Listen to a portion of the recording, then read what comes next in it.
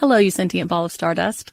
My name is Casey Davis. I'm a therapist and I'm an author of the book How to Keep House While Drowning, where I talk about ways to make it a little bit easier to take care of yourself when you're overwhelmed, stressed, have mental health issues, physical health issues, or maybe you're just in a hard season of life. Maybe you're looking for a place that you can come and listen to some practical advice. This is a podcast for all of the self-help rejects. We're going to talk about skills for survival and self-kindness. And I'm going to leave the pop psychology at the door. I promise not to tell you to meditate or to journal. We're just going to give you some really insightful conversations with hopefully some practical advice. So I don't believe you need to pick yourself up by the bootstraps. I don't want you to just try harder, and I don't believe that laziness exists. So join me over on Struggle Care, where we can find compassionate solutions that help us function a little bit better.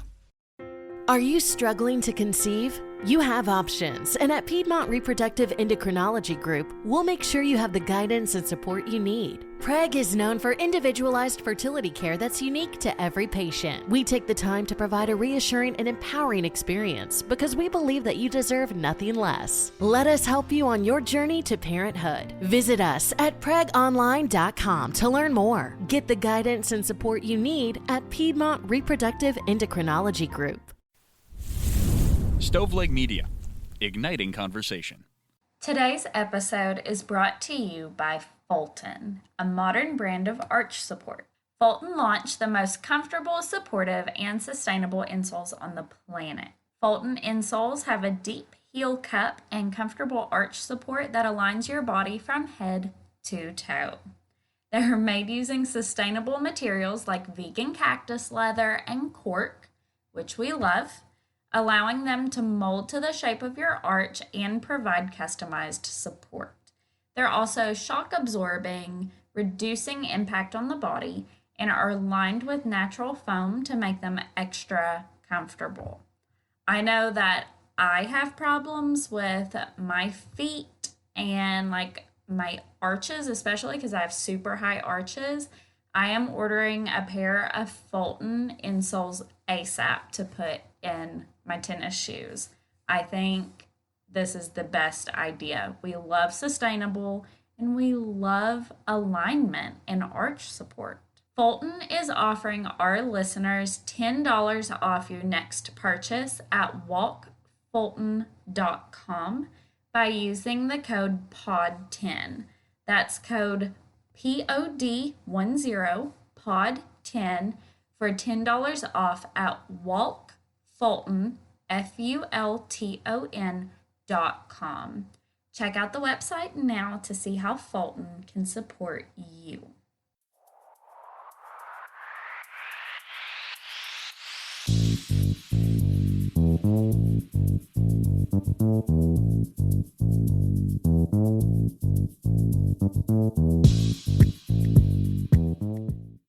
Hey guys, what is going on? It's me, your host, Elena Grace, and you are listening to another episode of I've Been Thinking. Now, this is a special episode, okay? So first of all, as we all know, first of the month means a book club episode. So that's really cool. But also really special is this weekend is the 1-year anniversary of I've Been Thinking. I am so proud to have been working on this project for the past year. I'm so proud of the progress that I've made, of the things that I've learned, all of those things, and I am just so happy to be here and to still be working on this. So join me in saying happy birthday that I've been thinking really quick. That was a happy birthday party blower sound. I pulled it off of YouTube. Okay, anyway, I tried to do something fun.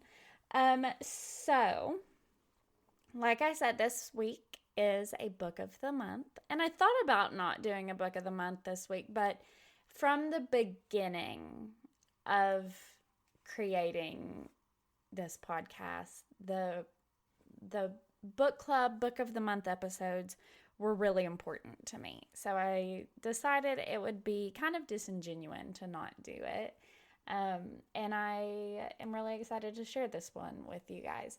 I am going to be discussing Ernest Hemingway's The Old Man and the Sea. Now, you might be like, oh, I read that in high school or whatever. I don't want to read it again. Well, I didn't read it in high school. So, I had the pleasure of reading it as an adult, and that was pretty cool. And I'm a really big Hemingway fan. A Movable Feast is absolutely one of my favorite books ever, and it's, if you don't know, it's like a collection of Hemingway's smaller works and some like autobiographical stuff, that kind of thing. That's really where I fell in love with him, and this book is just incredible.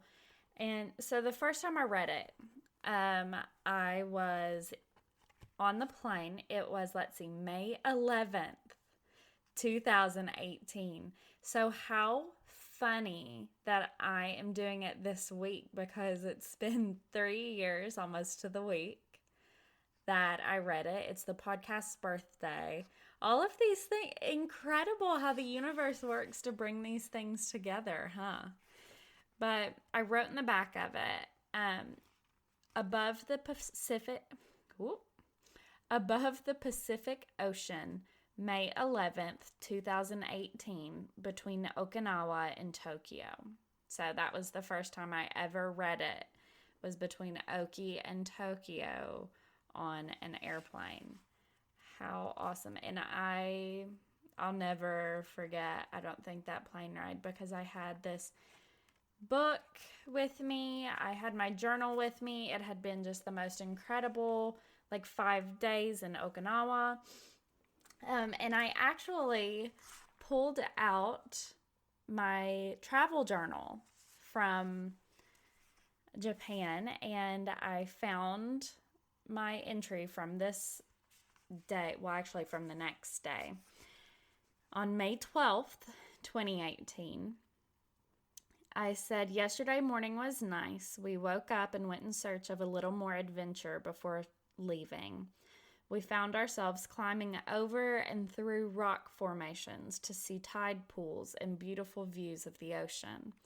We were going to go find that beautiful spot where you can walk between rocks to the beach, but it's privately owned. So we were going to trespass, but it's heavily fenced, so we couldn't. I don't know why that stopped us. That's rarely stopped us before. We had one last lunch of Okinawan soba in Naha, and then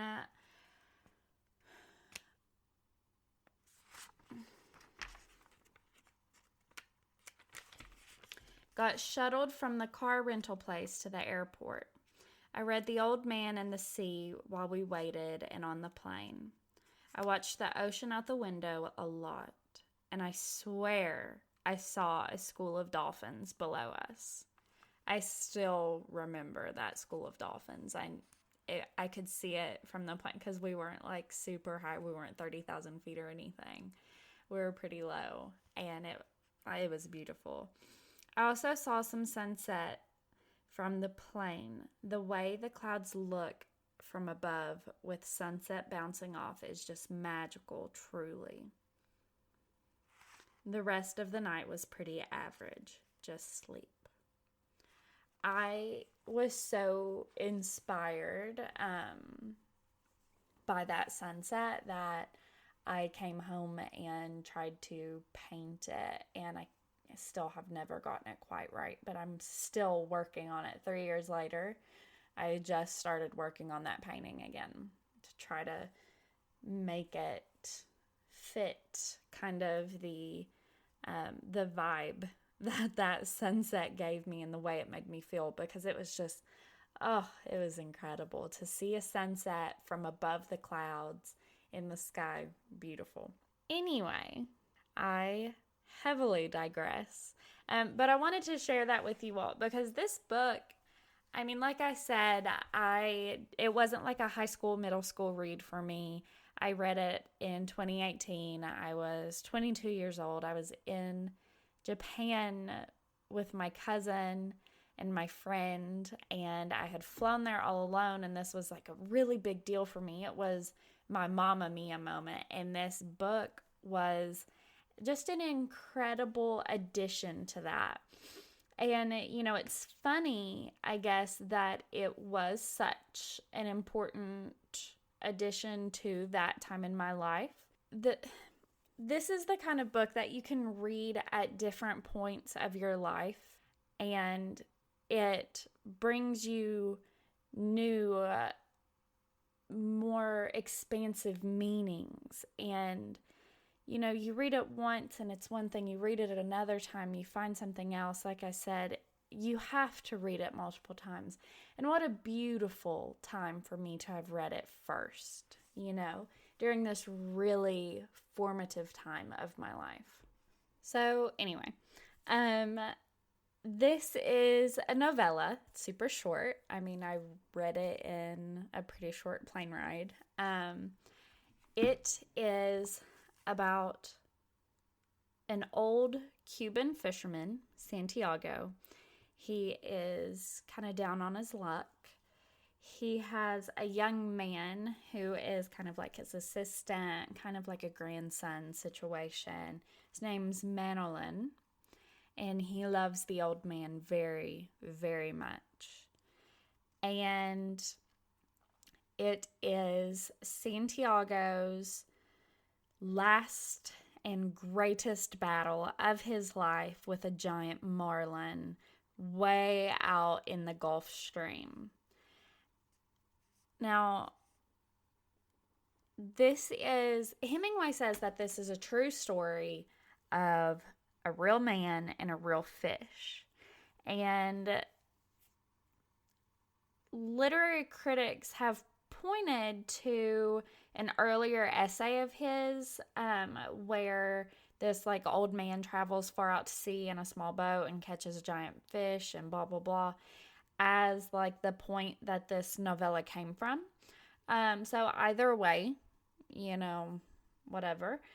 But this is also very allegorical, and that means that it's a narrative that where characters are more than just themselves or a character type. They're an archetype, which is a universal representation, which kind of comes from our collective consciousness of our ancestors and the facts of human existence. So that's really cool if you think about it, that we have this collective consciousness. Anyway, I'll fangirl about that later, but if we think about it from this archetypical, allegorical perspective, Santiago is a mentor.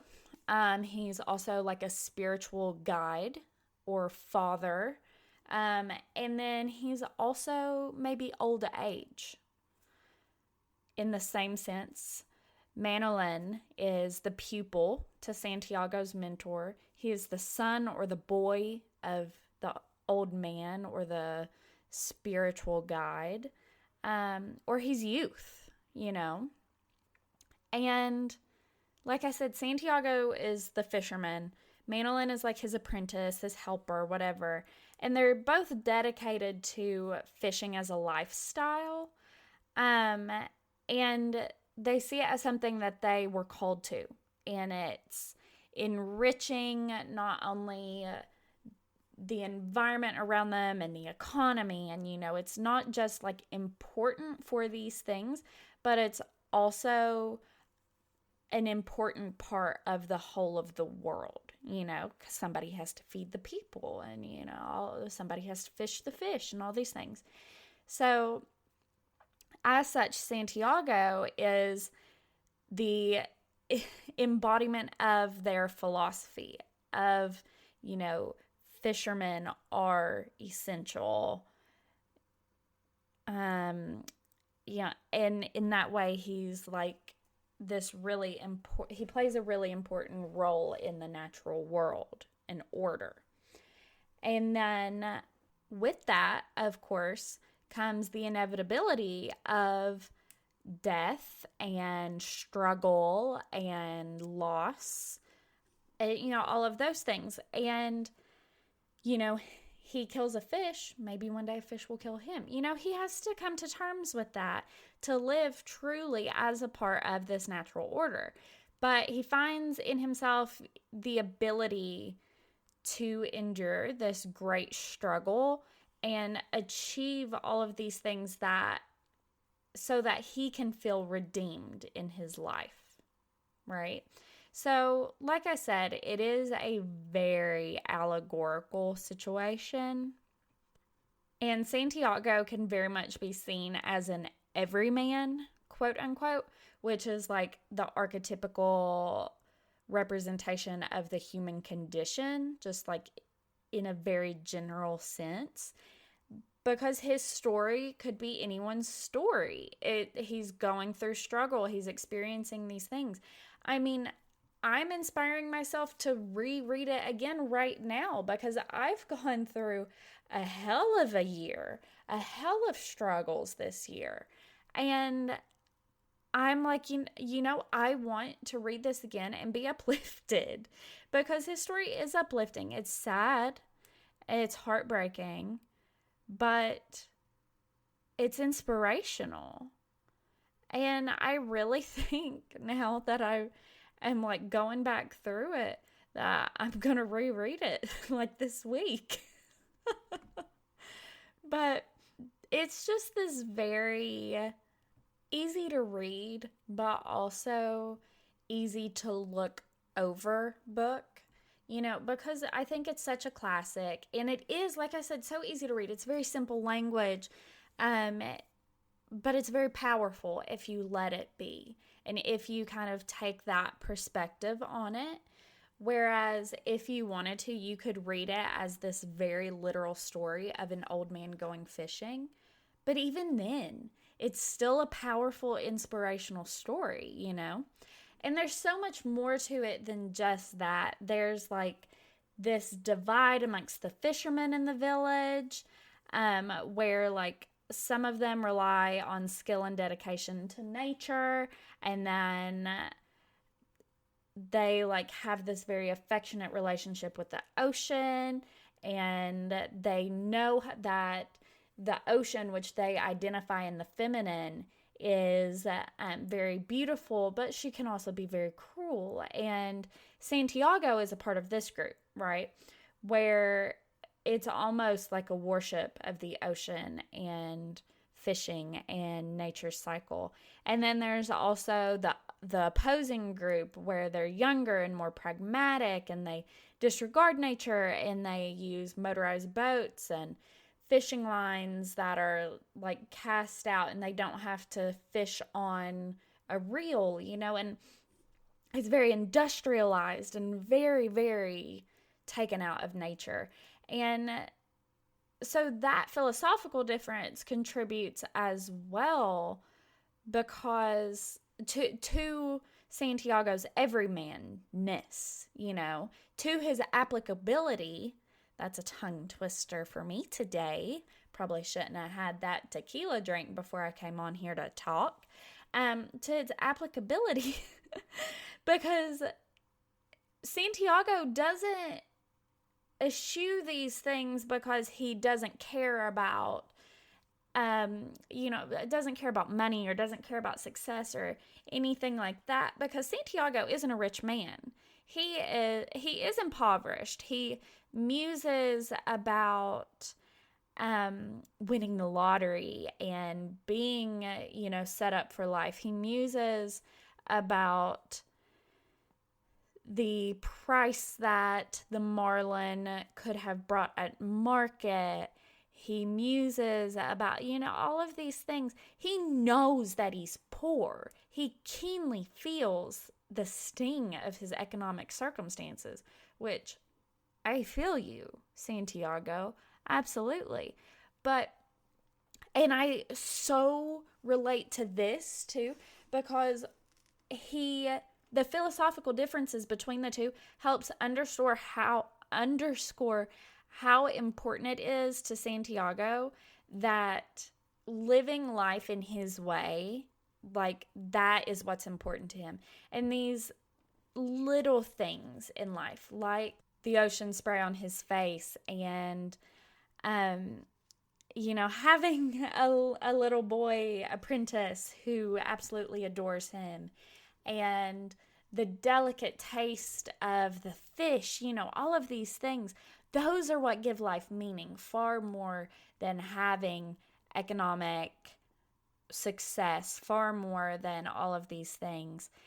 And it leads us to kind of more philosophizing on Santiago's part, because this opens up the door for how deep of a character he is versus kind of how you could perceive him as just a crusty old fisherman, But Santiago wonders why seabirds are so delicate when the open ocean is a cruel place to be,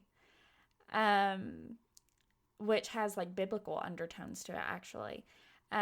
Santiago wonders why people who don't work as hard as him are more successful than him.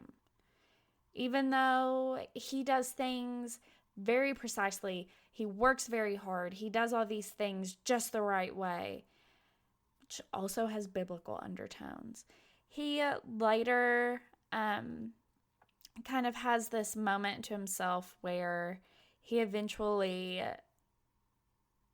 decides that all of these things are just a part of life, though.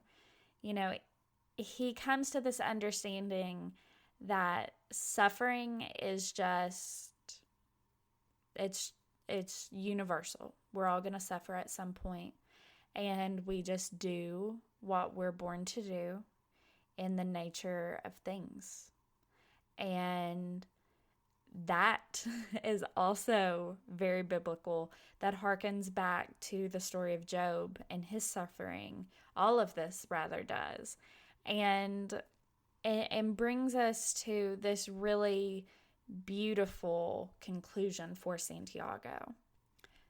But along with this, okay, and this is really cool to me. So along with this like philosophical difference between Santiago and nature and precision and hard work versus the young fishermen who don't work as hard and don't do things necessarily the right way, those guys, they are very heavily associated with the scavenger sharks who come after the marlin that Santiago reels in. And Santiago, obviously, is the marlin. And so it's this very interesting thing where the sharks, these young fishermen who don't work very hard but make more money, they'll prevail, at least for a while. But they are still a part of the natural order that makes all creatures suffer and succeed in their own time. But because of who those young men, those young fishermen, and the scavenger sharks are, they over time will they will create their own destruction. So they'll maybe live beyond their means, or all of these things, expecting scavenger sharks will go after that big fish, thinking that that's the one I'll be fed for forever. And that big fish has an old man holding it against his boat and clubs the shit out of you, shark, because he wants the fish, not you. And you didn't see that coming. So they bring themselves to their own demise, but they don't realize it. And sometimes you don't realize it in the moment either. The marlin or the Santiago doesn't realize that these people will still suffer in their own time, because that's nature. But you just see them prevailing and you're like, oh. But from all of this, at the story's end, Santiago's understanding of his experience and, all of these, Manolin, we realize, now takes up the staff of becoming the person who carries with him this philosophy that will happen again in a new way, because it's a very universal situation, suffering and success, and suffering and suffering and suffering and suffering and success, especially in a nation like Cuba where this is taking place.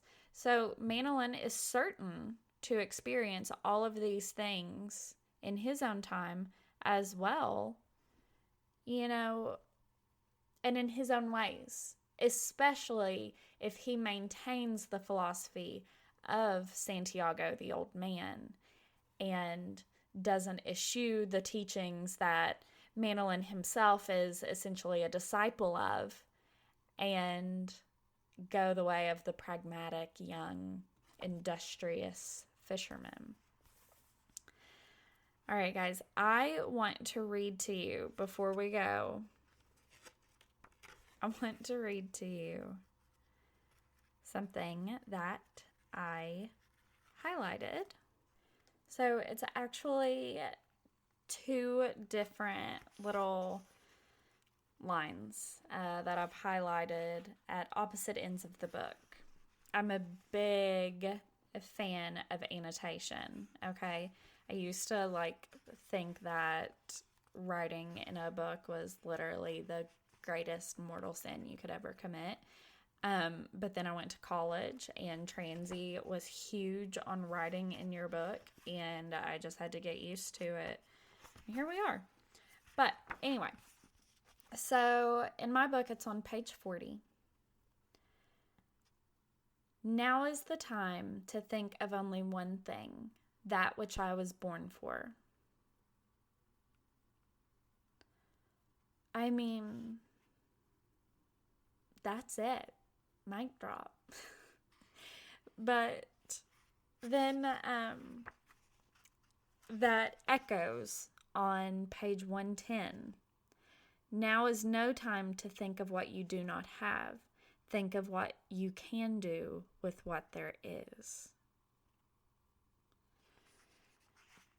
I mean, what absolute gems.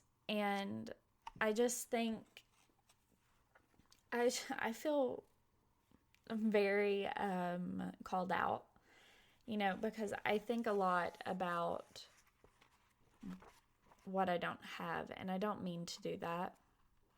I certainly don't, because I'm very grateful for everything that I have. But, when life doesn't turn out exactly as you planned it, you kind of think about that a lot. And I try not to think too much about how things turned out differently than I thought they would.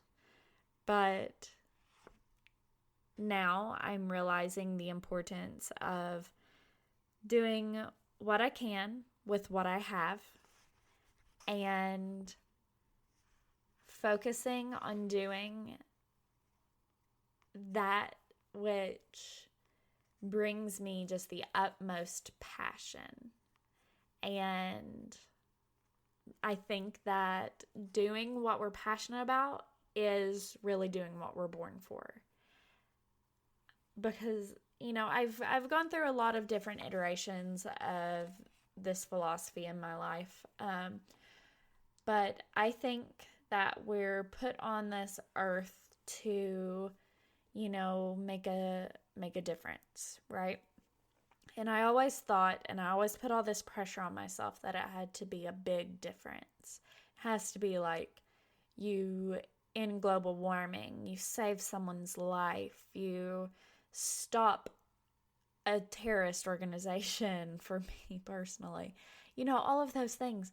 But I'm coming to realize that the people who bring little joys to our lives every day, the people who create to help other people feel happier, the people, all of these things, these are all essential jobs. They're all essential to creating this beautiful human experience that we all get to experience, just in different ways. But we're all so essential to it. Like, the only person I can think of that's not essential is a loser playing video games in his parents' basement. And even then, like, maybe he makes the company he bought the video game from happy, you know what I'm saying? He like feeds a roach or something. I don't know. We're all important, more or less. So I'm gonna go now. But anyway, my point in that tangent was that this book is really good. And if you've not read it, you should. And if you haven't read it in a while, you should read it again. That's going to be my project this week. Well, probably just like tomorrow because it's a quick read. But I'm so glad I shared this with you guys. Again, happy birthday, I've been thinking. I am so grateful to all of you who are listening. I am grateful to all of y'all who have been listening since the beginning. I have no words. 1 year. Here's to many more. Y'all make sure that you follow along with the podcast at I've Been Thinking Pod on Instagram, I'veBeenThinkingPod.com. Follow me at I've Been Elena on TikTok. I talk about the podcast on there sometimes. I also share some like art and personal stuff too, here and there. And then, follow or subscribe wherever you listen, and check us out on Patreon too if you're interested in supporting. Thank you guys so freaking much. I love you. Bye.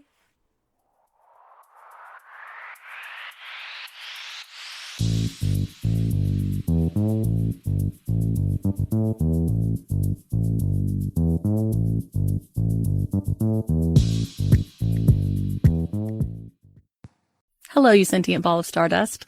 My name is Casey Davis. I'm a therapist, and I'm an author of the book How to Keep House While Drowning, where I talk about ways to make it a little bit easier to take care of yourself when you're overwhelmed, stressed, have mental health issues, physical health issues, or maybe you're just in a hard season of life.